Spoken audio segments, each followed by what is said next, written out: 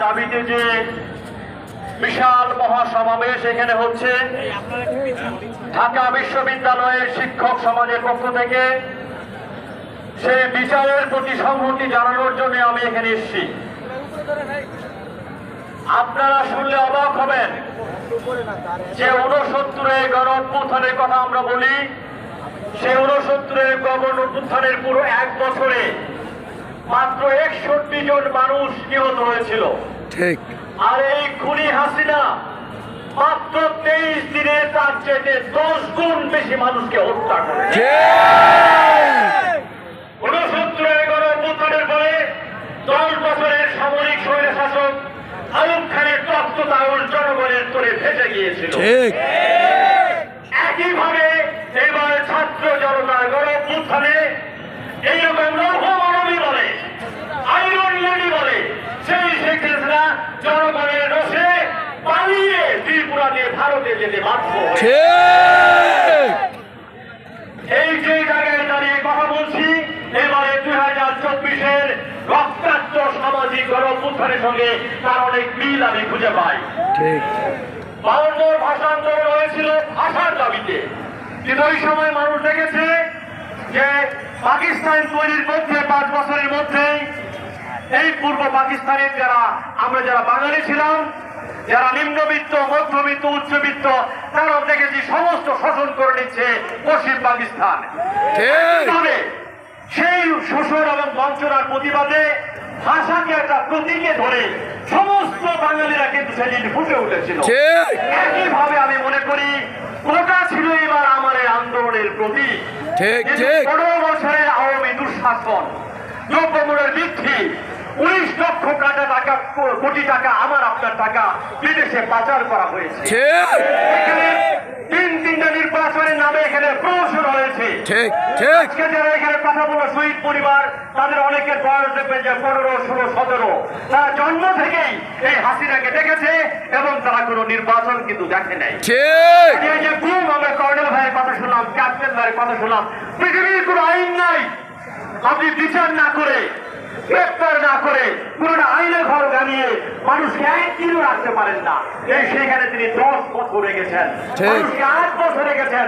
আমরা দেখেছি একজন ব্রিগেডিয়ার, যিনি ছোট বর্ডার পাওয়া, ছোট বর্ডার হচ্ছে ডিএমএ লং কোর্সে সেনাবাহিনীতে যিনি সমস্ত জায়গার মধ্যে মাস্টন, তাকে বলা হয়, তাকে ছোট বর্ডার দেওয়া হয়। সেই যে ছোট বর্ডার যিনি পেয়েছিলেন তাকে 8 বছর এখানে আটকে রাখা হয়েছে। একটা সিরা গামছা এবং কোরআন শরীফ পড়ে তিনি তার 8টি বছর পার করেছেন। দেখেন কি নির্মমতা, কি নিষ্ঠুরতা, আমার চোখে জল চলে আসে। তিনি দেখেন তার স্ত্রী আরেকজনকে বিয়ে করে ফেলেছে, তার কোনো উপায় ছিল না। কাজে এই যে মানুষের যে নাভিশ্বাস, মানুষের যে দীর্ঘশ্বাস, এই যে প্রফেসর ইউনূস, পুরো পৃথিবীর মানুষ তাকে সম্মান করে। এই শেখ হাসিনা থাকলে আর 1 মাসের মধ্যে প্রফেসর ইউনূসের স্থান হতো কারাগারে।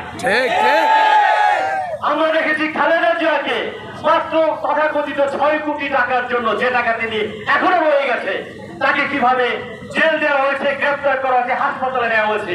আমার তো মনে হয় আল্লাহ তাকে বাঁচিয়ে রেখেছেন এই যে দেখবার জন্য পালিয়ে যায়। মানুষের দীর্ঘশ্বাস, মানুষের অভিশাপ, মানুষের নির্যাতন, হত্যা, গুম, খুন, রাজধানী, অবিচার, দ্রব্যমূল্য বৃদ্ধি, নির্বাচনের জন্য প্রহসন, এই কোটাকে ধরে পুরো বাংলাদেশের সমস্ত মানুষ ফুসে উঠেছিল এবং 2024-এর এই যে রক্তাক্ত গণ অভ্যুত্থানের জন্ম দিয়েছিল। হত্যার কোনো ক্ষতিপূরণ হয় না, তবু যারা নিহত হয়েছেন তাদের শহীদ পরিবারকে আজীবন তাদের পরিবারকে ভাতা দিয়ে যেতে হবে।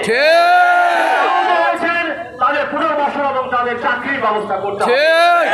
কিন্তু সেনা কর্মকর্তা কোন ঘরে ছিলেন, আমরা চাই তার চাকরিগুলোকে পুনর্বাসন করতে হবে, তাকে প্রয়োজনীয় ক্ষতিপূরণ দিতে হবে। শেখ হাসিনা, ওবায়দুল কাদের এবং তাদের আইন বিভাগ থেকে শুরু করে তাদের যেসব মন্ত্রীদের হত্যার আসামি করে যে মামলা হয়েছে, এই বিচার যদি না হয় বাংলাদেশে বিচার বলে কোনো শব্দ থাকবে না।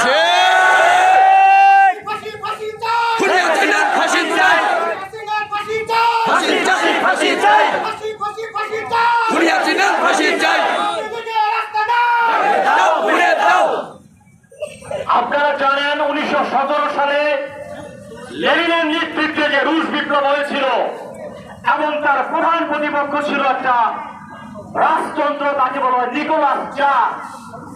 এবং সেই নিকোলাস জারকে বিপ্লবের পরে যেন প্রতি বিপ্লবটা হয়, আপনারা দেখেছেন এই বিপ্লব অভ্যুত্থানকে ঠেকানোর জন্য বিভিন্ন ভাবে কিন্তু চক্রান্ত করা হচ্ছে।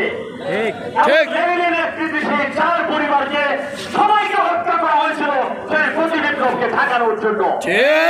চারদিকে প্রতি বিপ্লব হচ্ছে, সেই প্রতি বিপ্লবকে ঠেকানোর জন্য আপনারা যারা ছাত্র জনতা, সোচ্চার জনতা, সারাক্ষণ আপনাদেরকে অতন্ত্র প্রহরীর ভূমিকা থাকতে হবে, তাহলে বিপ্লব আমাদের হাতছাড়া হয়ে যাবে।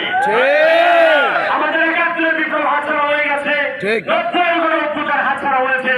এবারে ২০২৪-এর ছাত্র জনতার রক্তাক্ত শহীদদের রক্তের বিনিময়ে গণ অভ্যুত্থান, এইটাকে আমরা কোনো অবস্থায় হাত ছাড়া হতে দিতে পারি না। এই কারণে আপনি সাংবাদিক হিসেবে, আপনি ছাত্র হিসেবে, আপনি জনতা হিসেবে, শহীদ পরিবার হিসেবে, আইনজীবী, চিকিৎসক, কবি, ভবঘুরে যে যার জায়গা থেকে আমাদের সারাক্ষণ জাগ্রত থাকতে হবে। এই বিচার বাংলার মাটিতে নিশ্চিত করেই ছাড়বো আমরা, ইনশাআল্লাহ।